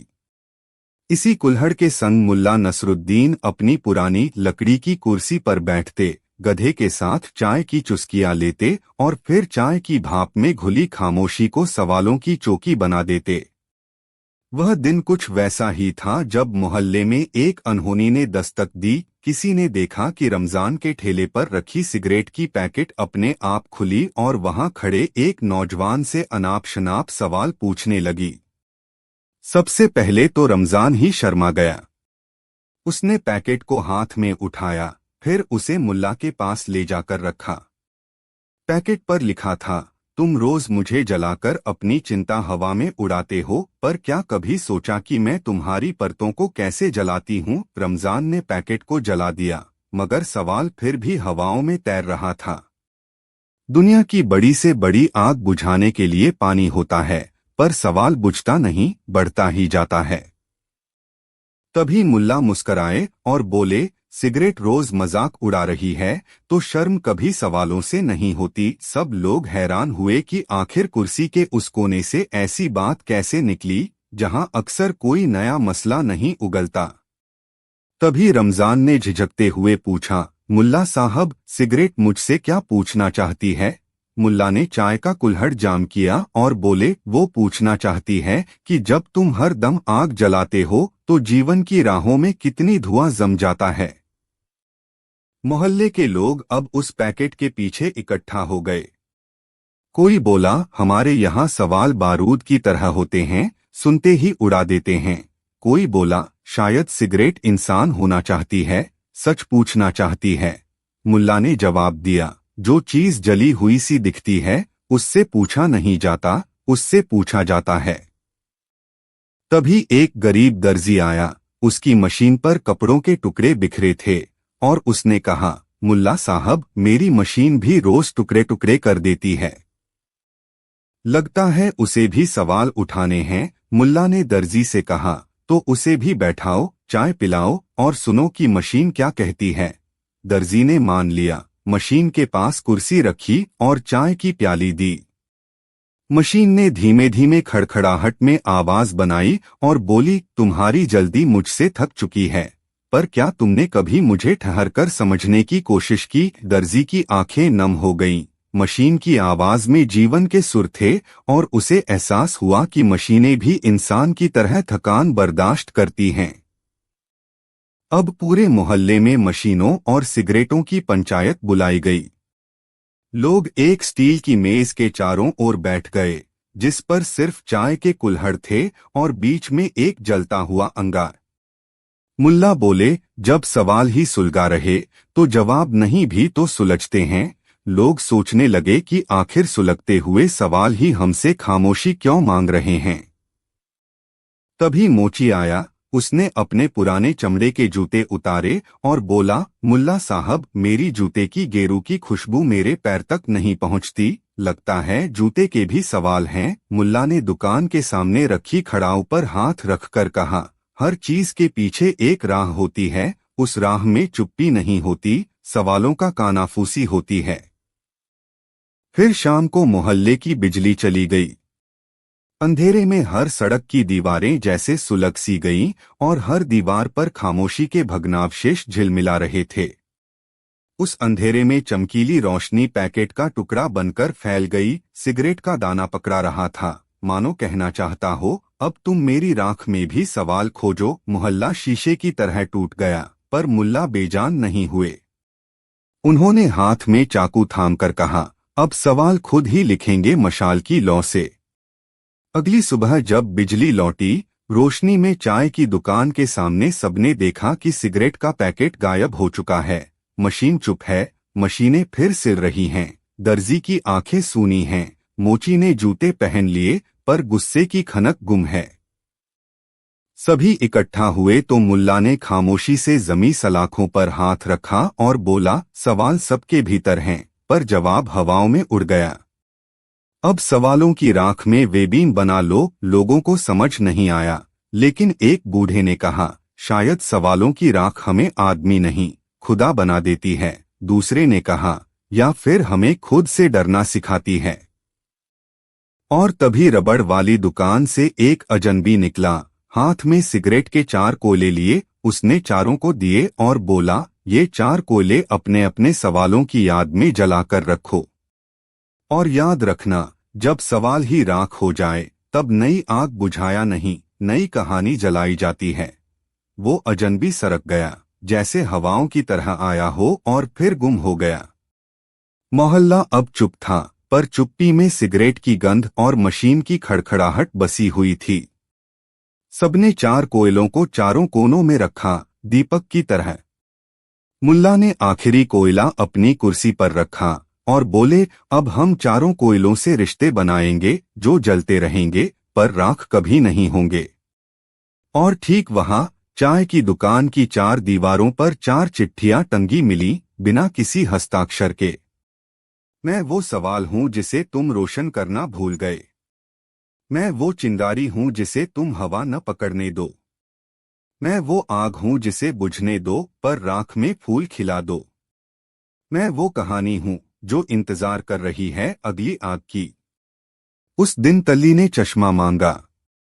गली नंबर 22 के बीचों बीच एक छोटा सा चाय का ठेला था, जहां सुबह शाम की हलचल उतनी ही तेज होती थी जितनी एक ताजी चाय की भाप। ठेले के पीछे एक टूटी कुर्सी और कुर्सी के पास एक चिरपुरानी मेज, जिस पर मुल्ला नसरुद्दीन का नाम जरूर लिखा रहता था, बट उसकी लिखावट मिट चुकी थी। मुल्ला रोज यहाँ आते, तिफिया साइकिल की घंटी बजाते, चाय का पहला घूंट लेते और गधे से बातें करते, वो गधा जो कभी इंसान बनने की ख्वाहिश रखता था। आज मुल्ला के हाथ में चश्मा नहीं था। नाक के नीचे की धार लटक रही थी, आंखों के काले घेरे कुछ गहरे हो गए थे, जैसे कोई किताब उड़ गई हो और पन्ने छिन-छिन कर रह गए हों। गधे ने चुपचाप उन्हें देखा, मुंह में तिनका चबाते हुए। मुल्ला की तरह गधा भी किसी खालीपन की तलाश में था। रमजानी चाय वाला प्याले में चाय घोलकर आया और बोला, मुल्ला साहब, आज कुछ अलग लग रहे हैं। मुल्ला ने घूंट भरा, धुआंसा निकल आया, फिर बोला, तुझसे पूछ रहा हूँ, तल्ली ने चश्मा क्यों मांगा? रमजानी चौंका, तल्ली? वो कौन? मुल्ला मुस्कुराए, वही पुरानी किताबें जिनकी परतों में धूल जमा होती है। जब किताब पढ़ना भूल जाओ तो तल्ली चश्मा मांगती है ताकि कोई देखा न जा सके। भीड़ जमा होने लगी। हरी चाय के कप रखे जा रहे थे। लोग कान पोंछ रहे थे, मोचा उठा रहे थे। लोग जानते थे कि जब मुल्ला पहेली लेकर बोलते हैं तो जवाब में हंसी नहीं, सोच चाहिए। तभी चाय के ठेले पर एक अजनबी आया। आंखों में समंदर का नीला, हाथ में एक पुराना चश्मा, आधे फ्रेम के धुंधले लेंस जिसमें कोई सुराही की तरह दरारें थीं। उसने चश्मा मुल्ला को पकड़ाया और बोला, शायद आपको इस हलचल का कारण यही मिल जाए। मुल्ला ने चश्मा हाथ में लिया, लेंस देखे, फिर अपनी आंखों पर रख दिया। अचानक दुनिया बदली लगने लगी, रंग ताजा हो गए, हवा की आवाज तक अलग सी गूंजने लगी। मुल्ला चौंके, ये क्या किया? अजनबी मुस्कुराया, मैं तल्ली हूँ, वो आखिरी नोटबुक जिसमें कभी लिखा नहीं गया। मुल्ला की दाढ़ी सीलन हिली, तल्ली तुम यहाँ? तल्ली बोली, जब लोग बातें सुनना बंद कर देते हैं तो तल्ली चश्मा मांगती है ताकि कोई किताब की आवाज सुन सके। भीड़ खामोश। गधे ने पूंछ हिलाकर सहमति दी। रमजानी के हाथ से चाय का प्याला फिसल गया, तो हमारी चाय भी अब अनसुनी है। तल्ली ने चश्मा जोर से थाम लिया, चाय केवल स्वाद नहीं, विचार भी देती है। अगर तुम स्वाद छोड़ दोगे तो चाय भी चश्मा मांग लेगी ताकि तुम फिर से देख सको। मुल्ला ने ध्यान से देखा, चश्मे के लेंस पर किताब के पन्नों की स्याही सी उभर आई थी, जैसे पुरानी कविताएं सामने आ रही हों। तभी मोहल्ले की दीवारों पर पोस्टर चिपका। आज हर चीज चश्मा मांग रही है, क्या तुम तैयार हो देखने के लिए? लोग हक्के बक्के रहे। चश्मे वाले तल्ली ने कहा, अगली बार जब मैं आऊंगी मैं तुम्हें वो कहानी सुनाऊंगी जो कभी किसी ने नहीं पढ़ी। और जोर से बोली, क्योंकि दरवाजे ने लौटना सीख लिया था। शाम ढल रही थी। चाय की दुकान पर बैठे लोगों के चेहरे अब सुनहरे नारंगी रंगों में ढलते जा रहे थे। गली नंबर 22 की हवा में कुछ अलग था, कोई हलचल नहीं, कोई बहस नहीं। सिर्फ एक चश्मा, जिसे अब मुल्ला नसरुद्दीन उतार चुके थे और टेबल पर रख दिया था, जैसे कोई थकी हुई किताब अपना आखिरी पन्ना खुद बंद कर रही हो। तल्ली अभी भी वहीं थी, एक अजनबी की शक्ल में, एक पुराने चश्मे के साथ, और उसकी आंखों में वैसी ही धुंध जैसे पुराने रजिस्टरों पर जमी स्याही। मुल्ला ने उससे कहा, तू दरवाजे की तरह है, जब खुलती है तो लोग बाहर चले जाते हैं, जब बंद होती है तो लोग खुद में लौट आते हैं। तल्ली बोली, इसीलिए अब दरवाजे ने लौटना सीख लिया है। मुल्ला ने पूछा, कहाँ? तल्ली मुस्कुराई, उसी जगह जहां लोग चश्मा पहनकर दूसरों को नहीं, खुद को देखते हैं। अचानक गली में एक आवाज गूंजी, दरवाजा खटखटा नहीं रहा था, चल रहा था। हाँ, वो लकड़ी का पुराना दरवाजा जो पीपल के पेड़ के नीचे झुका पड़ा था, अब धीरे धीरे उठ रहा था और अपनी चरमराती आवाज में शहर भर की चुप्पी को गूंजता हुआ खिसक रहा था। किधर जा रहा है? रमजानी चायवाले ने घबराकर पूछा। मुल्ला ने कहा, अपने ही फ्रेम में लौटने, ताकि कोई फिर से उसे बंद न कर सके। उस दरवाजे के पीछे एक पुरानी दुकान थी, शायद कभी किताबों की थी या शायद जूतों की। अब वहां कुछ नहीं था, सिवाय खाली शेल्फों और एक नीली कुर्सी के जो उल्टी पड़ी थी। दरवाजा खुद चलकर उसी जगह पर जाकर टिक गया। फिर न कोई हलचल, न कोई चाय की महक। तल्ली ने मुल्ला की ओर देखा और कहा, अब अगर कोई इस दरवाजे को खोलना चाहेगा तो उसे पहले खुद से गुजरना पड़ेगा। मुल्ला ने हामी में सिर हिलाया और धीरे से कहा, हर चीज जो लौटती है वो बदलने नहीं, समझाने आती है। उस रात दरवाजा बंद नहीं हुआ। शहर की सारी खिड़कियां चुप थीं। और अगली सुबह जब लोग चाय की दुकान पर पहुंचे तो वहां एक नोट टंगा मिला। चाय नहीं थी, मुल्ला नहीं थे, गधा भी नहीं। बस नोट पर लिखा था, अब किताबें खुद से पढ़ी जाएंगी।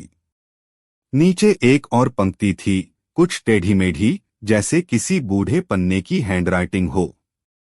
समाप्त। अगली कहानी।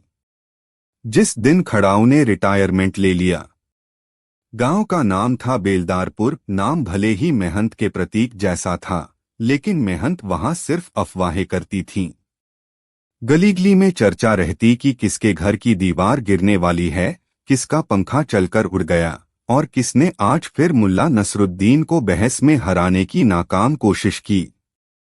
मुल्ला, जो अब उम्र में 55 के ऊपर और दिमाग में 200 साल के अनुभव का दावा करते थे, रोज सुबह चाय की दुकान पर आते, अपनी खड़ाऊ को गद्दी वाली स्टूल पर बैठाते और खुद जमीन पर पालथी मारकर बैठ जाते। रमजानी चाय वाला पूछता, मुल्ला, आप खुद नीचे बैठते हैं और खड़ाऊ को ऊपर रखते हैं? मुल्ला जवाब देते, जिसने जिंदगी भर मुझे ढोया, अब मुझे उसे आराम देना है।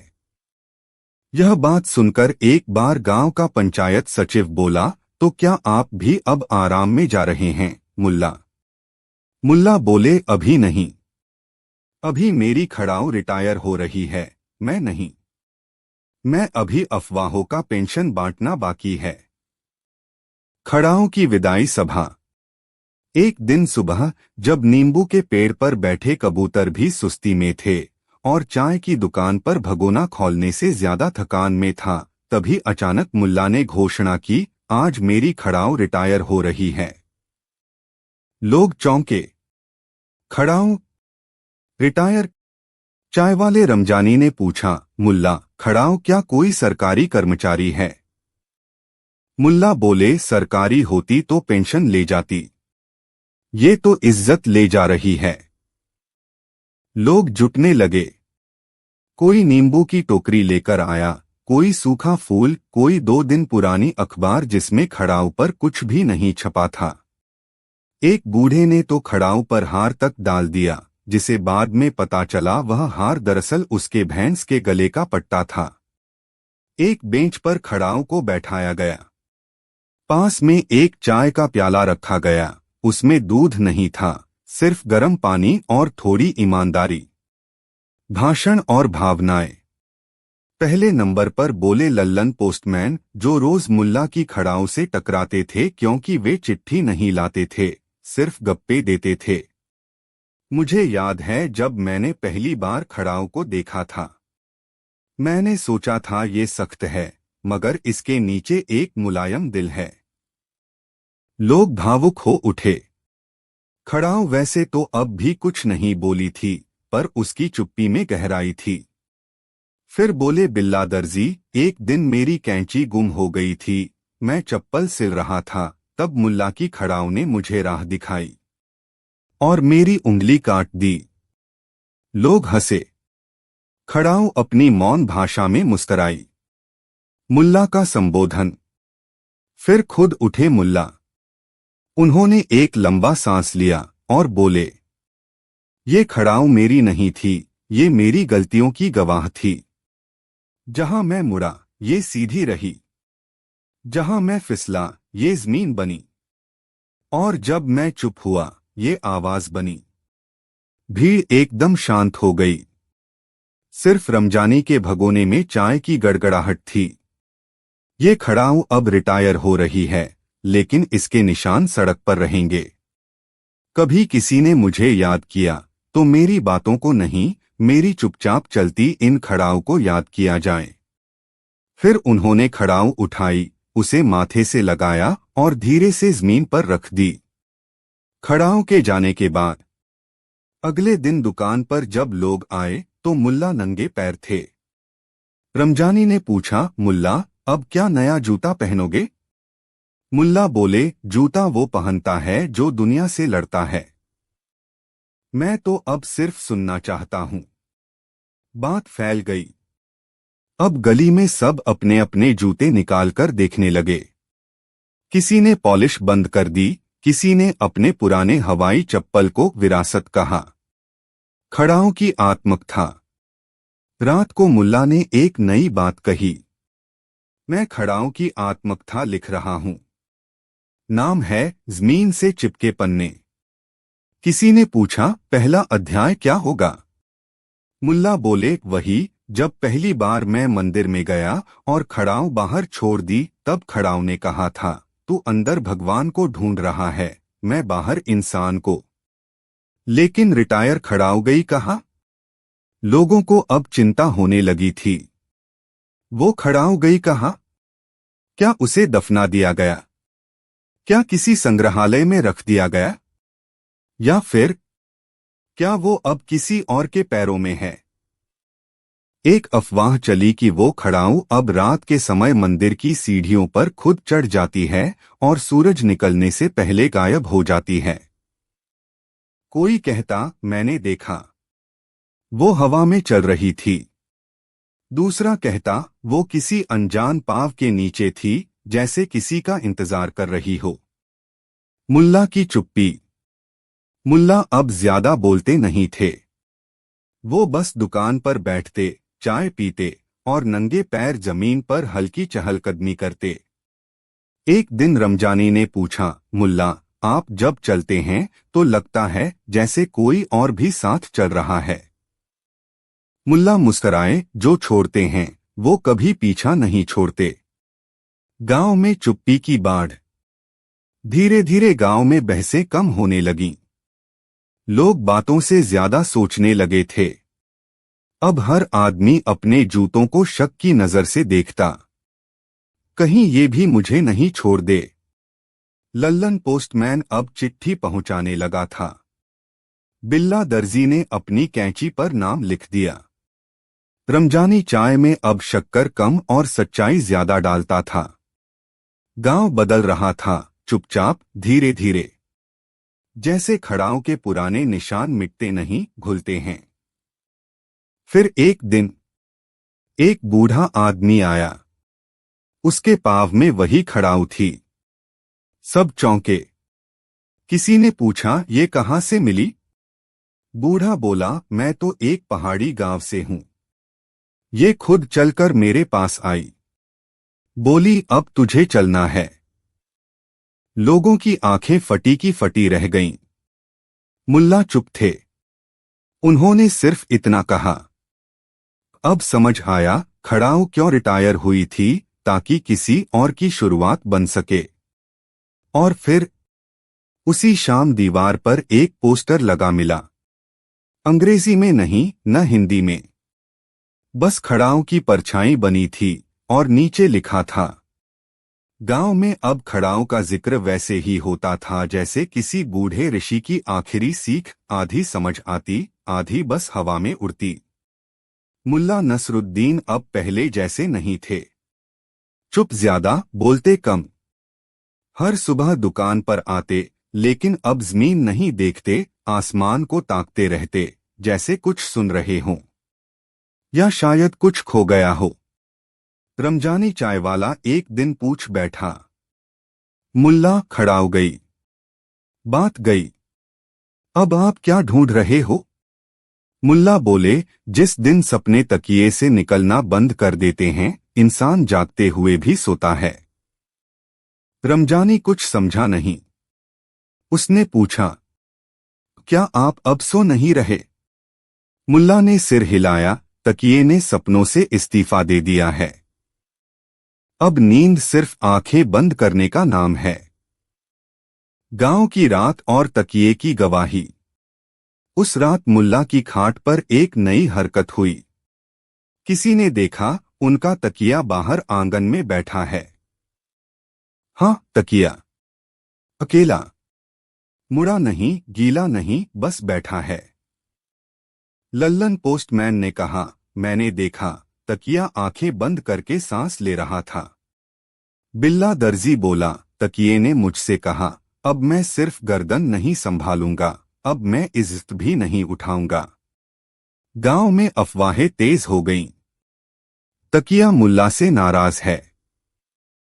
तकिया रात में चलकर कुएं तक गया था। तकिया अब खुद सपने देखना चाहता है। मुल्ला और तकिए की बातचीत। अगली सुबह मुल्ला ने तकिए से बात की। हाँ, खुलेआम। गांव के बीचों बीच लोग जमा थे।